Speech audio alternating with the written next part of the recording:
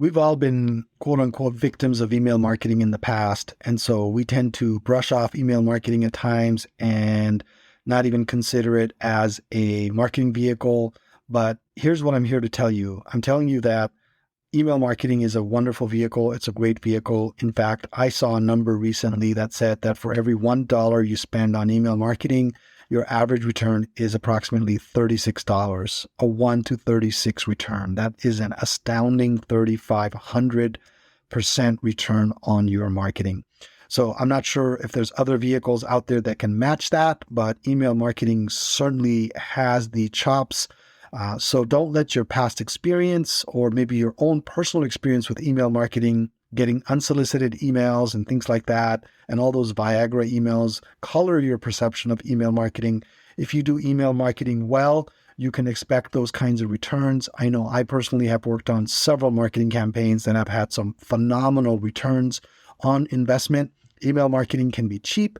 Email marketing has wide reach. Email can be targeted, it can be measured, it can be personalized, it can be automated. There's a lot of things you can do with email marketing. There's promotional campaigns, newsletter campaigns, re-engagement campaigns. You can purchase new leads lists, albeit you have to be careful, and you can design campaigns around those. So in this episode, I'm going to share some examples of successful email campaigns as well. And then I'm going to share some tips for you on you as a small business and how you can take advantage of email marketing. So today it's all going to be about email marketing. So listen in and join me. Welcome to the latest episode of Corner Your Market. I'm your host, Silas Kimide. In this podcast, I talk about all things digital marketing, from website design and development to SEO and PPC, as well as paid advertising, email marketing, social media, and anything in between. If you're a small business owner, a marketing manager in a company, or an entrepreneur, this podcast is for you. So tune in every Thursday at 10 a.m. You'll gain some practical insights, new strategies, tactics, and tools that will help you grow your business. To subscribe, go to corneryourmarketpodcast.com and select the podcast app of your choice. Then you can hit subscribe within those apps. That again is corneryourmarketpodcast.com. Also, don't forget to like and share our individual episodes. You can also leave a review in the app once you've listened to one of our episodes.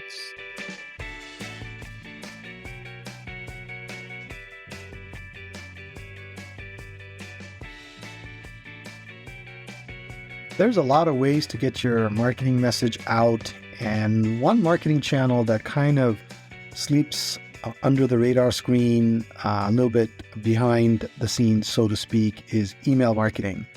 I personally have been a big believer in email marketing for a lot of years, and I push it with a lot of people. When I look at the overall digital marketing strategy, I always ask myself, where does email marketing fit into this?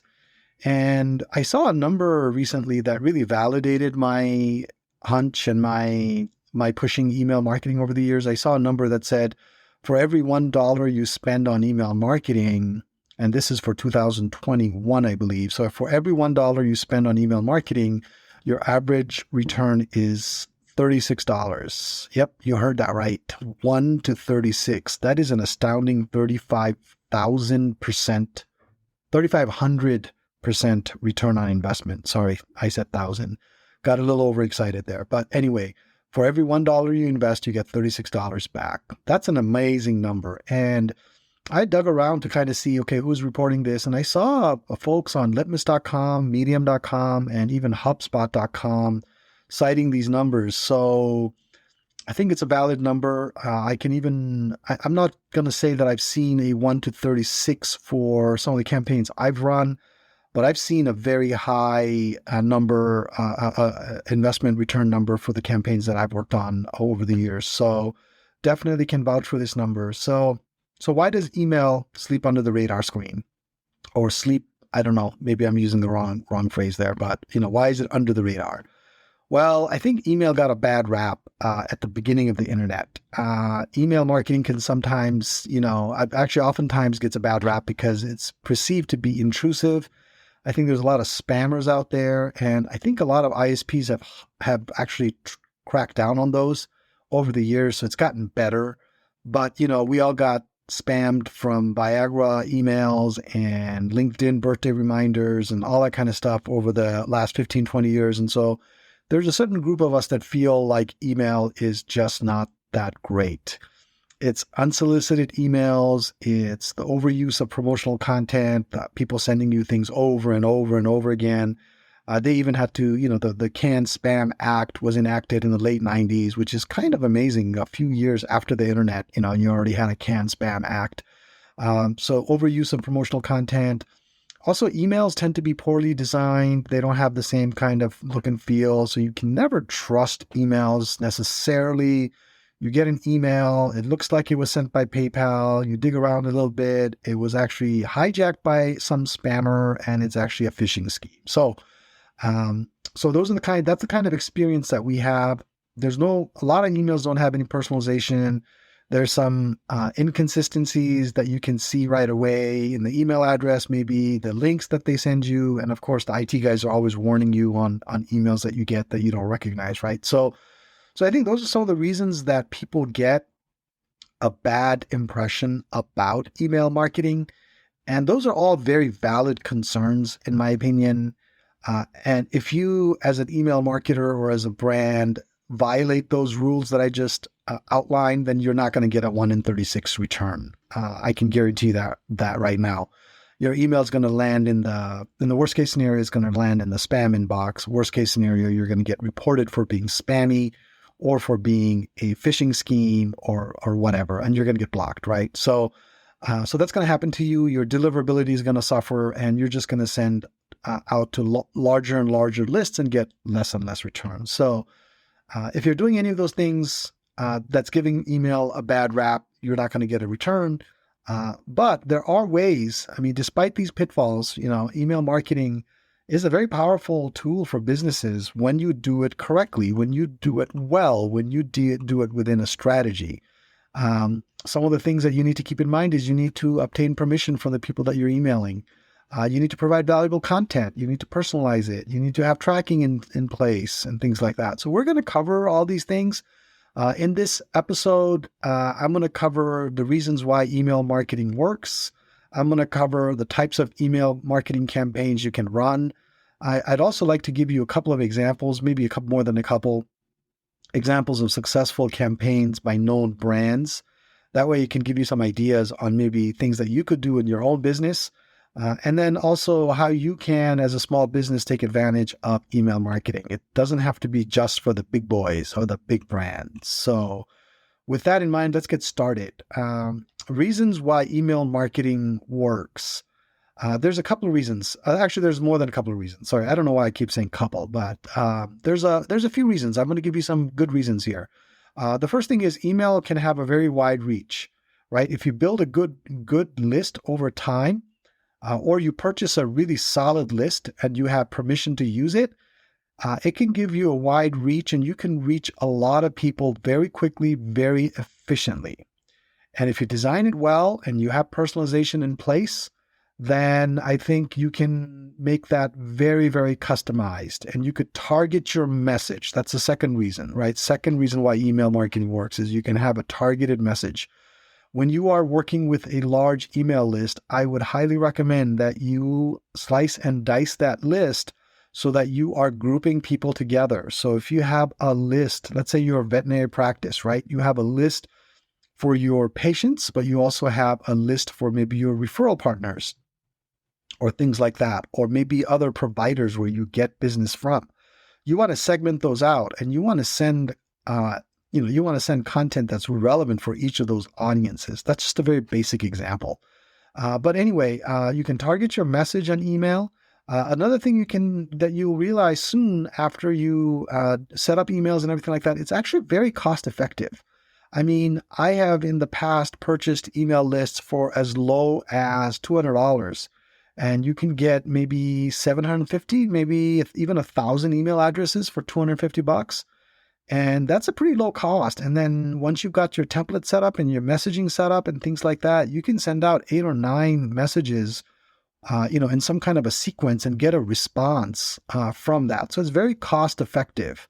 And that's probably why the spammers are in it, because it is cost effective, right?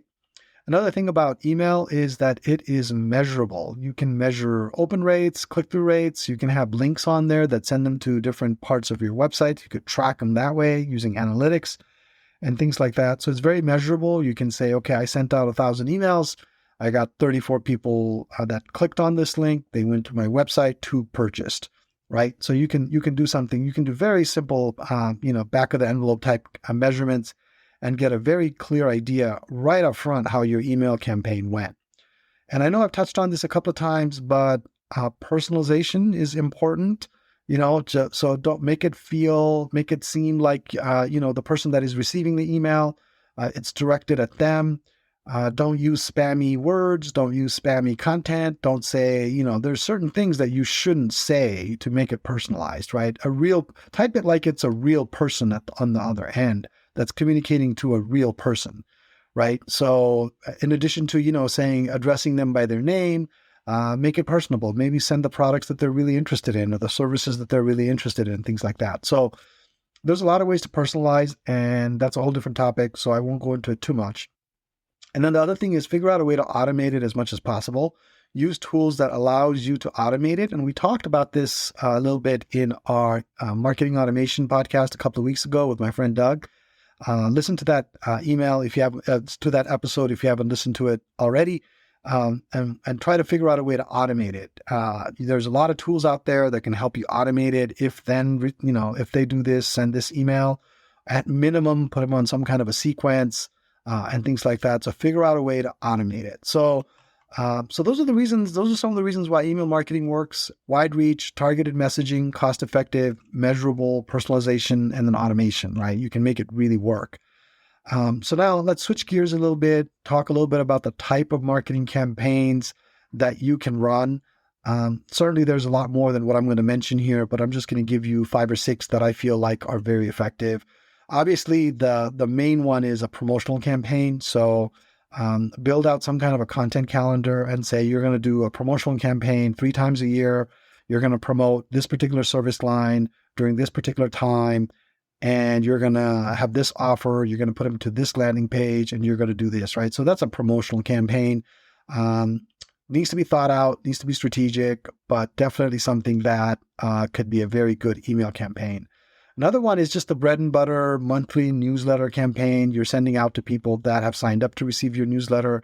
You can promote things in there, but when we do newsletter campaigns, we put things in that educates people, brand awareness, keeps you top of mind, keeps people interested in your brand, interested in stuff that you're doing and things like that.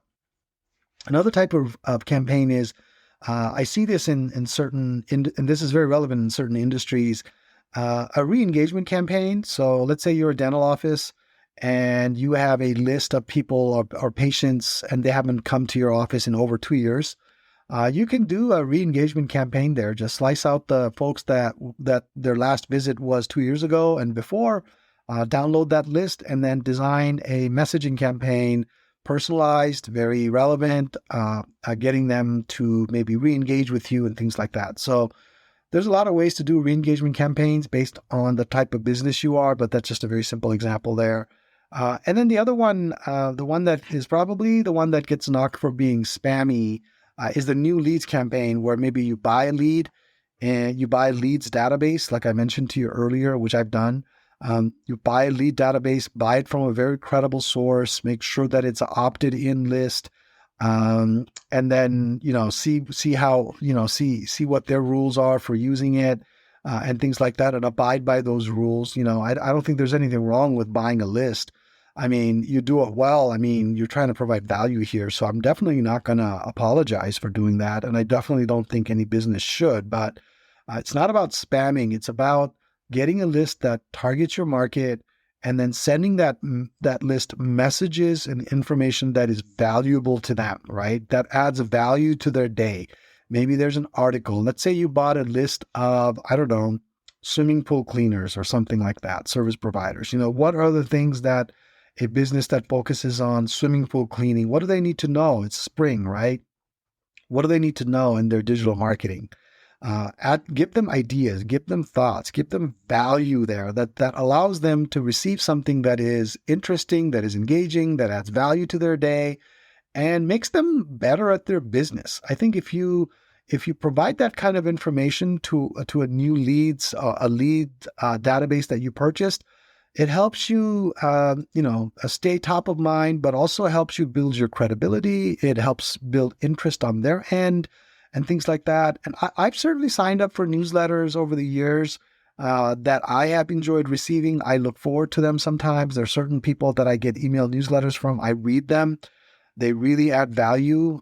There's some sales folks that I get email newsletters from. I'm always reading their newsletters to see what they're doing, what the latest things are, technology tips, things like that. And I certainly enjoy that kind of content. So I think if you do go that route of buying a list, I think there's a way to make it very useful and very engaging for that list. And at some point, you're going to get business out of that, So put it in terms of a strategic timeline there. So anyways, we talked about what makes an email list work, what makes email marketing work, what are some campaigns you can run. Now, let me give you a couple of examples of some campaigns that I found on the internet. These are not campaigns that I've worked on by any means, but there was a couple of them that I thought was very interesting, and I think it could be thought provoking at minimum. It could give you some ideas on your own business. The first one is Nike's personalized email campaign. I didn't quite jot down the dates of these, so I apologize, but I'm sure if you did a search on Google, you'll find them. But this one that Nike did was a personalized email campaign where they took their data that they had on certain people, on certain segments. They put in the shoes that these people might be interested in with images, with some of the selected designs, and then they linked them to specific product pages and also on social media channels. And they're reporting that they saw a 31% increase in conversions through that email campaign. So something to think about, right? I mean, there's personalization here. There's data that they're using that they already have about their customers. They're choosing the type of products that they're including in that campaign. They're very targeted. They're very strategic. And I don't know how many times they send the email, but I'm assuming they sent it at least a few times. And they're reporting a 31% increase in conversion. So that's one that I thought that was kind of interesting. The other one that I thought was interesting was Grammarly. Grammarly did an educational email campaign educating their user base about the use of grammar, the different writing tools, how it works. And they included, just tips and tricks on how you can improve your writing skills, as well as, content that their users might find useful, and also provided some incentives for signing up for the Grammarly product. And they saw a 400% increase in email signups from their emails. So again, self-reported numbers. Not sure how we can verify this, but I think it works. I mean, it worked. I mean, I don't know why you would say something like this if it didn't work, right? Another example is Uber's thank you campaign. Uber did a email campaign to its past customers, which is kind of interesting, right? They're reaching out to people that have already gotten their service. They provided them a summary of their last trip, reminded them about how wonderful it was, the rating that they gave the driver, and then provided a discount code as a thank you for using their service. And they saw a 10% increase in customer loyalty. I'm assuming that means they saw a 10%, return to their service. So anyway, it's a thank you campaign. It's people that have already used their service, right? And so they're trying to build loyalty there. So that's the other thing is don't hesitate to market or send emails to your past customers. Because, I mean, you never know when they're going to need your services again.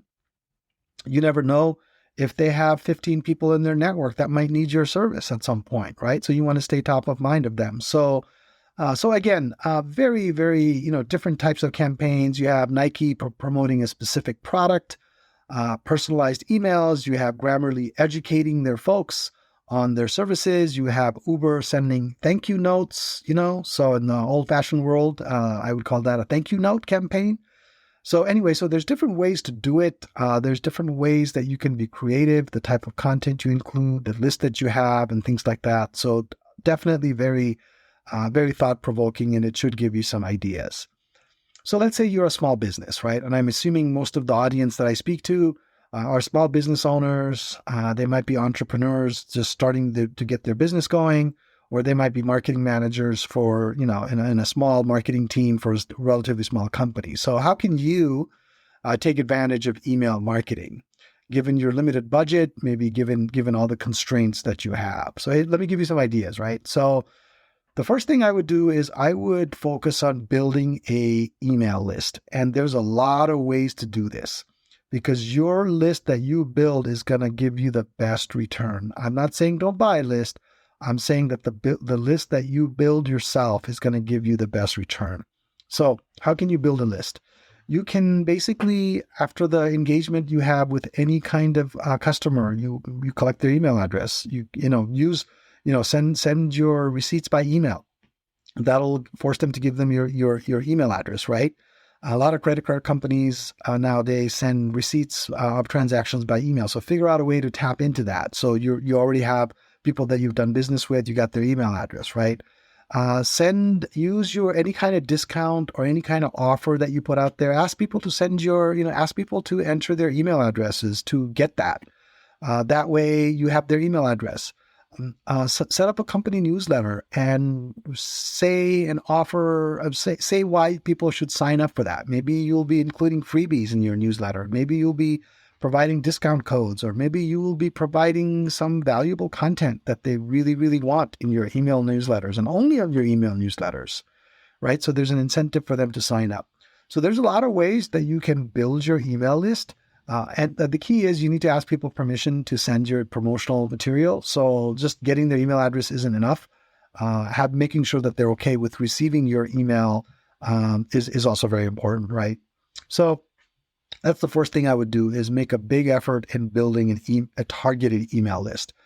And then the second thing is, when you build out your email templates and you segment out your email database and you work on your content strategy, figure out ways in which you can personalize those emails. At minimum, address it to the person that is receiving it. Dear John, dear Betty, dear Jose, dear whoever it is that you're sending it. Make it engaging that way. At least they know that it's coming from you. Write in a tone, an introductory paragraph or something like that that is personable, that is maybe that can be engaging to them. Use subject lines that are interesting to them, personalized to them. I know that some of these tools allow you to insert specific things into the subject line as well. So you don't have to if you're maybe addressing it to a particular company, you could say, Hey, John, we thought, hey, John, check this out for, company name. You know what I mean? That could be the subject line. That's a little bit more interesting than, whatever, subject line that you might come up with. So personalize subject lines, personalize the first paragraph, personalize the address column when you give your salutation and things like that. So there's a lot of ways to personalize the email. If you have information about past purchases, past purchase history, maybe user preferences, maybe a survey you did, you have some information about stuff that they've said, try to use that information into your email campaign so it strikes a chord with the person that is receiving the email and also reading that email. So do a little bit of digging on your platforms to see what kind of personalization you can do. Build out sequences. Maybe if they, clicked on this offer, send them another series of emails, something like that. So figure out a way to personalize it. Do a little bit of homework on that. Do a little bit of research. Whichever platform you use, Keep. I know Keep has a bunch of stuff. HubSpot has a bunch of stuff. Or if you use MailChimp, I know there's stuff there. Constant Contact, whatever platform that you're using. I mentioned those because those are the 4 that I've used. And then the content strategy, you really need to think that through. I mean, don't shoot from the hip. Don't just send random stuff. Send them something that is valuable, something that would be interesting to them, that would add value to their day, when they receive that. You know what I mean? So anyway, that's your strategy. I'll let you kind of figure that out. And then the other thing is, I mentioned this earlier, is automate your campaigns.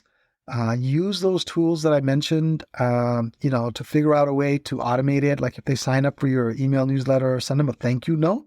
right up front so that when they sign up, they get a thank you. Thank you for signing up for the newsletter. We look forward to staying in touch with you and things like that. So they get something right away. And then when they get those newsletters, it's a little bit more personable, right? Because they might not remember when they received that or when they signed up for it. So anyway, so figure out ways to automate it. There's a lot of tools available out there. Maybe, again, listen to my marketing automation campaign if you need any tips there. Another thing as a small business owner or somebody that is running a campaign for a small business, or if you're an entrepreneur, is measure your results. How many did you send it out to? How many people spam blocked you? How many people unsubscribed? How many people clicked? What did they click on? Those are some very typical things to look at. It gives you ideas, clues about how your email list is doing, how your campaign is performing, and things like that. So spend some time doing that after every email that you send out.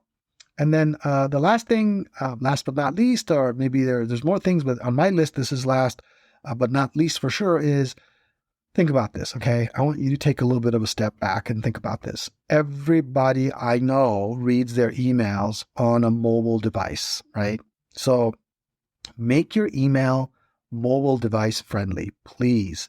I read most of my email on a mobile device. If I get something on email and it's a big PDF that I have to download, I'm not reading that, especially from somebody I don't recognize, right? So figure that out. Do a lot of tests. Send it to, there's a lot of email clients out there. So send it to Outlook emails. Send it to Gmail. Send it to Hotmail. Send it to, some of the other platforms that your users might use. See what it looks like. How does it feel? Does it look good? Does it look bad? Does it look confusing? So do some tests, do a little bit of legwork. Don't just rely on the platform telling you that it looks good. So again, if I were you, I would start there first. I would basically when I send my preview emails or when I set up my template, I would check on your mobile. Don't even worry about the desktop. If it looks great on mobile, then it probably already looks great on desktop. So anyway, don't forget mobile is what I'm trying to say. So anyway, like I said earlier, that number that I saw a couple of weeks ago, for every $1 you spend on email marketing, your average return is $36, an astounding 3,500% return on investment. So that's what I wanted to cover today. In this episode, I gave you reasons why email marketing works. At the beginning, I talked about why email marketing gets a bad rap from the early days of email marketing, right? But anyway, in this episode, I talked about the reasons why email marketing works, talked about the types of email marketing campaigns you could run for your business. I gave you a couple of examples of successful email campaigns by known brands, so you can basically get some ideas and get your own marketing going. And then I gave you some tips on how you, as a small business, can take advantage of email marketing. So with that, that kind of wraps up today's discussion or topic of email marketing. Go out there and optimize your campaigns and maximize your returns. I'd love to hear how your campaigns went. You can always email me and let me know how things went. I would love to share your stories or your performance or your case studies or whatever it is that you've done. So go out there and do your email marketing. So with that, I say happy email marketing, everybody. If you're a small business owner, a marketing manager at a company, or an entrepreneur, please tune in weekly. You'll gain some insights, tips, and tricks, and be a bit more enlightened when it comes to digital marketing. I promise you, if you implement the strategies, tactics, and tools I discussed in this podcast, your business will definitely grow. Please subscribe to this podcast. You can do so by going to corneryourmarketpodcast.com and subscribe with the listening platform of your choice. That URL again is corneryourmarketpodcast.com. Don't forget to like and share this episode with your friends and colleagues. Also, don't forget to leave a review. Those mean a lot to me and can help others that would benefit from the information I share. Finally, I would love to hear from you. I love getting listener emails. So if you have questions, feedback, or any general comment about the topics I discuss on this podcast, feel free to send me an email. I will be sure to share and discuss your feedback on the air if it will benefit our listening audience. You can write to me at connect@corneryourmarketpodcast.com. just put listener comment in the subject line. That email again is connect@corneryourmarketpodcast.com. And again, please put listener comment in the subject line.